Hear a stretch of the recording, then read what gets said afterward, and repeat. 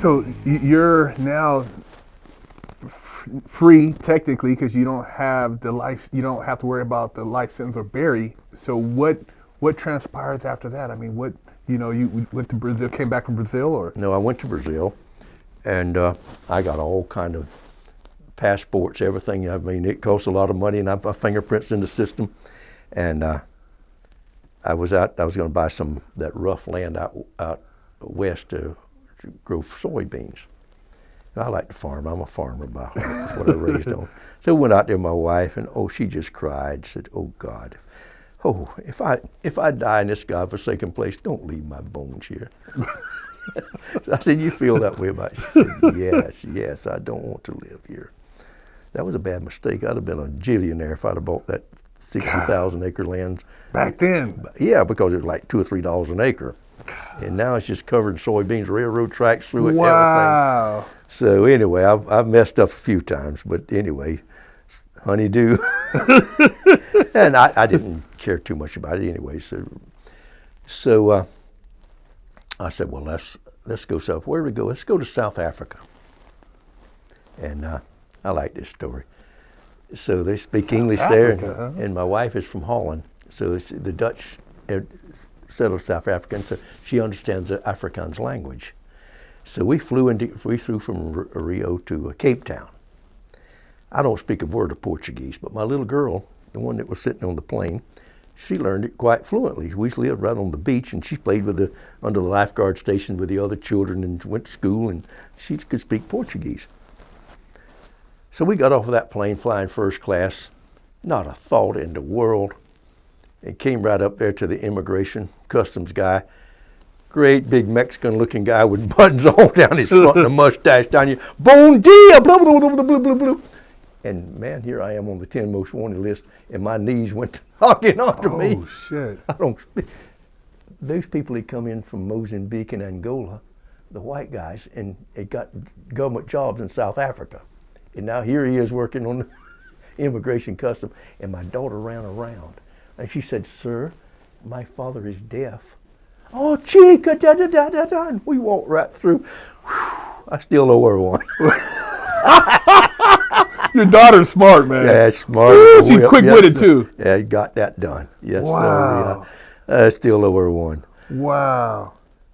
So now you're in South Africa. I mean, what are your plans out there? I mean, South Africa's got to be crazy. I'm trying to find something to do. I was looking for.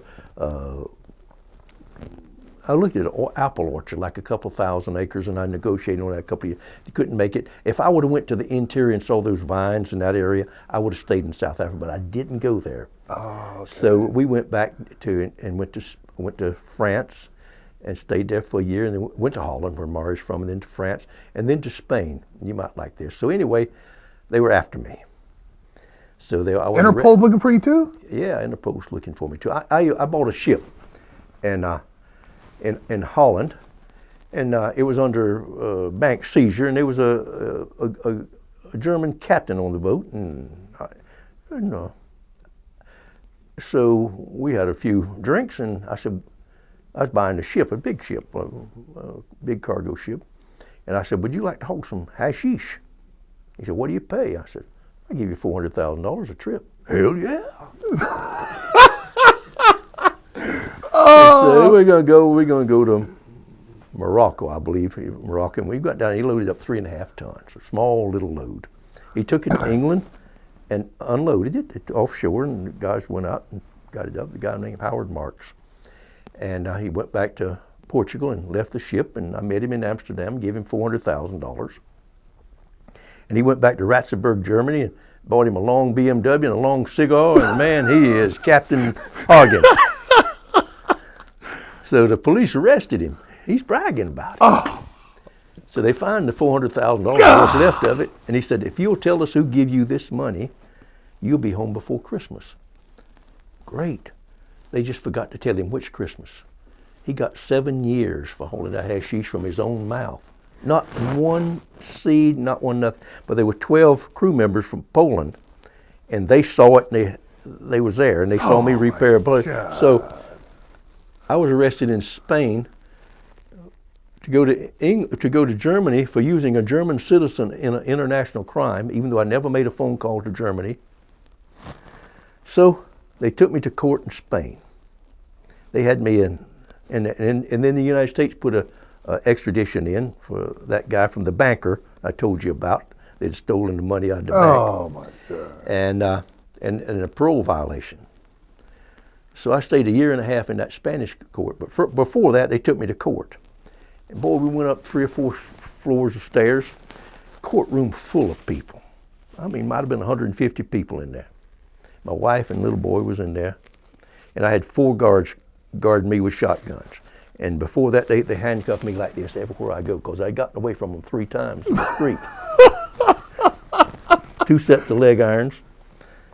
And all my paperwork says use maximum restraints on every page. Red handcuffs. I started naming my book, Use Maximum Restraints. So anyhow, they got that thing off of me. It felt good to get your irons down. And they put those handcuffs in front of me. I said, I got a chance now. So when 2 of them was behind me, there's 4 of them. I asked the lawyer, how high are we? He said, you'll kill yourself. I said, I'm dead anyway.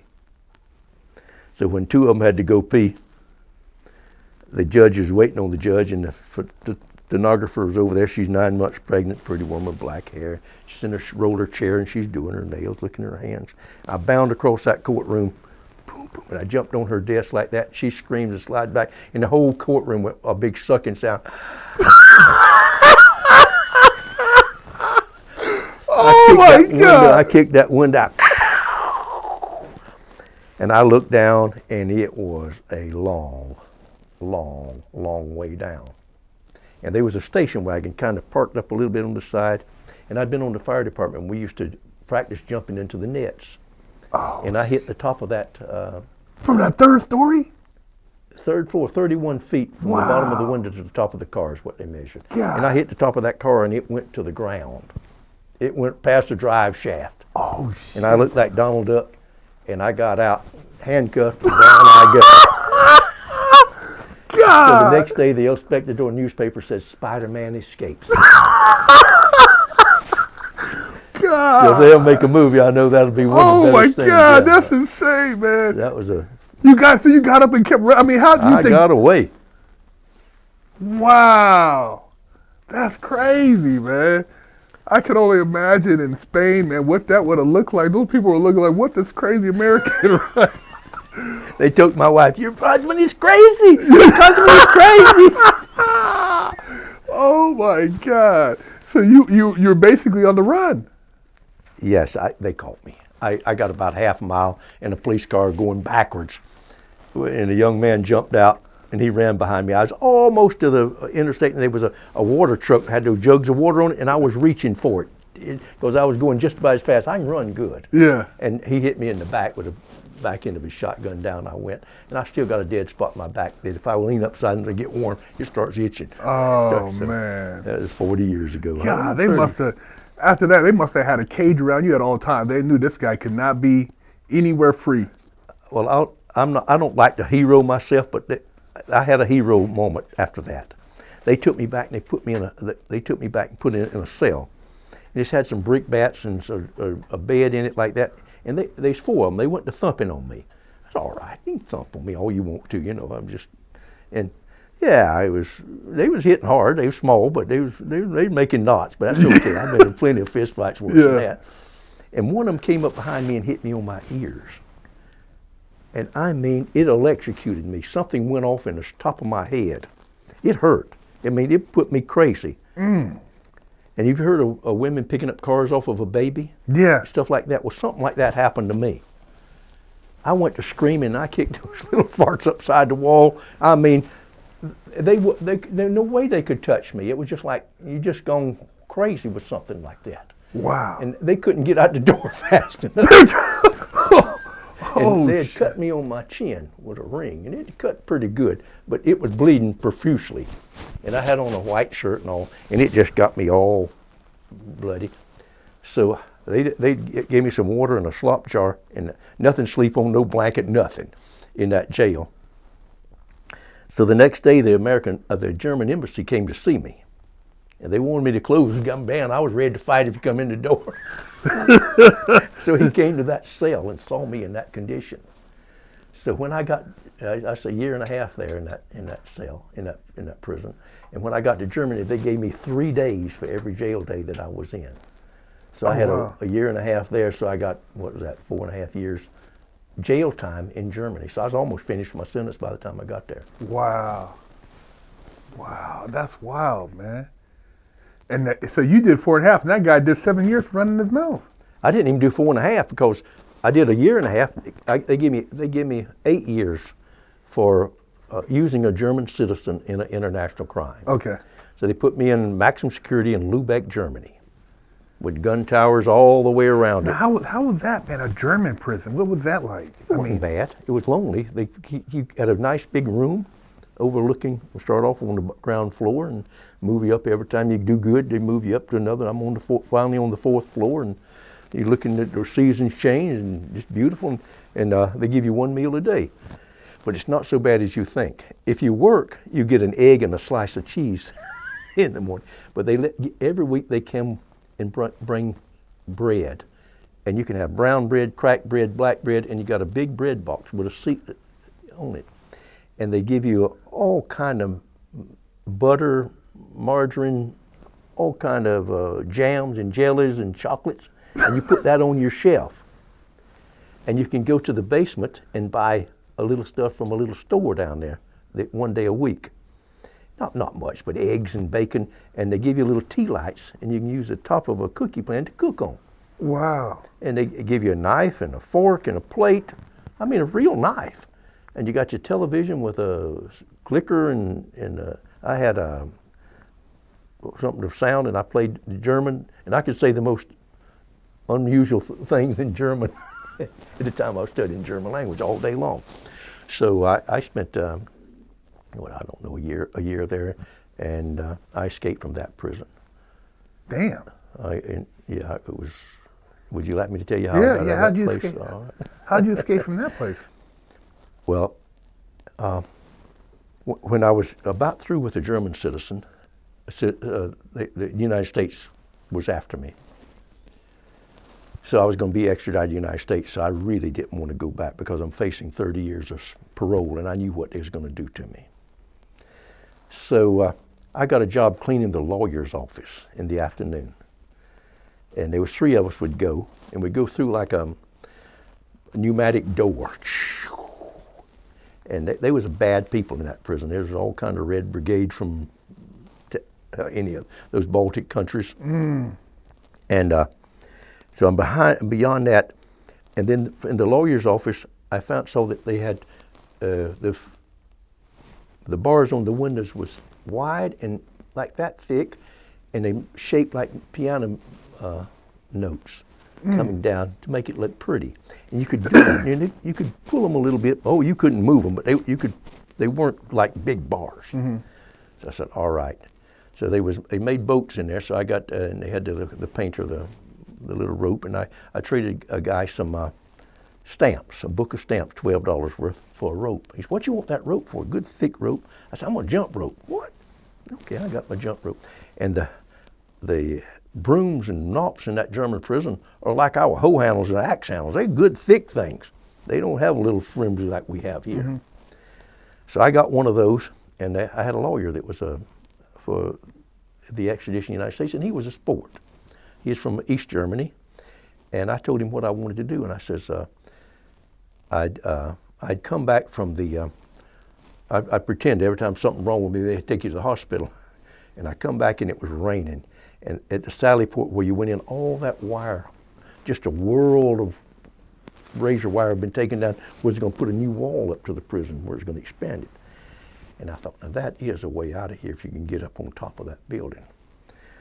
So I looked and I called that lawyer. I said, I'll tell you what, 2 or 3 blocks down there, if you'll be there Friday afternoon at 5 o'clock, I will give you $10,000. He said, they'll kill you. I said, well, if they're killing you, you're not going to get $10,000. But I will bet you $10,000 that I'll be there. He said, that's a mighty strong bet on you, Mr. Reeves. Damn. I said, I'll be there. He said, nobody's ever got out of here before. How you think you're going to do it? I said, just wait. I'm gonna meet you at that place. I said, now take the tags off of your car. I'll put false ones on there. He shook hands with me. He said, I'll take your bet on that. So Friday afternoon when I went into that lawyer's visiting room, I only had 15 minutes because the guard went with the guy that went to the computer room. And so I took the rope around the bars and tied a bowling on it. I put that hoe handle, half of it in there, and I went to turn it, and the bars came together. And I stuck it under the thing to stop it, and somehow I let it get loose, and it hit me so hard on my knuckles, I about peed my pants. I'm telling you what, I jumped around. Oh, I couldn't breathe. You get hurt. Well, as soon as I could catch my breath, I did it again. You better be sure I got it over there. Yeah. And then I did the other side, and it pulled it apart. And now I'm just going into the on some grass where they keep the things for the soccer team. They got that so you can't put it up on the wall. And there's a wall. I guess it's 12 feet tall with a walk on top of it, and every 50 feet they got a guard tower there with the machine guns in it. The guys they walk in all the time. So where I was, I tried to get through my head went through and I thought I was all right. And then, my chest wouldn't go, so I pulled my shirt off and put it there. And then finally I got here and the bars caught me. And I can't go. I get to going like this and I let all the air out. And the rain's pouring down on my head sticking out of that prison. And I thought I was going to die. God. I can't go either way. Oh my God. And the skin's coming off. And finally I get to going like this. And I come through. There's the best pressure air you ever had in your life after that long. I was just about to pass out. Right, I would have died if I hadn't got through there. So then my hips caught. So I had to do my blue jeans and I fell out on my head. I have my blue jeans around my feet. But now I don't have anything on my top. And I get a rake, I try to get the shirt and I can't, and I'm wasting too much time. And there's a little setback in the wall. It's 4 stories up. And I put my hands in the bricks, and the building has been scaffolded to change some windows on that side. And I hold the scaffolding like this, and I put my hand on that brick, and I climb 4 stories up. So that guard tower right there can't see me. And when I get above the guard tower, I'm above them at 4 floors. So I have to lay there, and I have asthma, and I'm wheezing and trying to catch my breath and bleeding, all skin up bad. So I crawled on top of it. I had to go a long way to the end. And when I get to the end of it, where that sally port is, there's a guard tower there, but it's built in halfway, like a half of a silo sticking out of the brick building. And the guys got there, and I heard it takes 20 seconds for him to open that because it's bulletproof, so they can't shoot him. So I'm waiting, and I see a guard and his wife and a little boy coming, and it's raining. And they got a big double umbrella. And so she brings him to the front gate, and her and the little boy start back. And I take a deep breath, and I jump down 1 floor on top of that guard tower. And it's got a roof like a silo, and bam, that tin hits. And that guy hollers, "Hey!" And I bailed over the wall and out. I mean, it was a long way, 2 more floors, and there was a pile of sand where the tractor had piled up the dirt from the ditch. And I hit that like a snowbank, and my knees went up to the sand in that thing, and I run straight towards that woman so he couldn't shoot me. And then I go, and I am stretching out.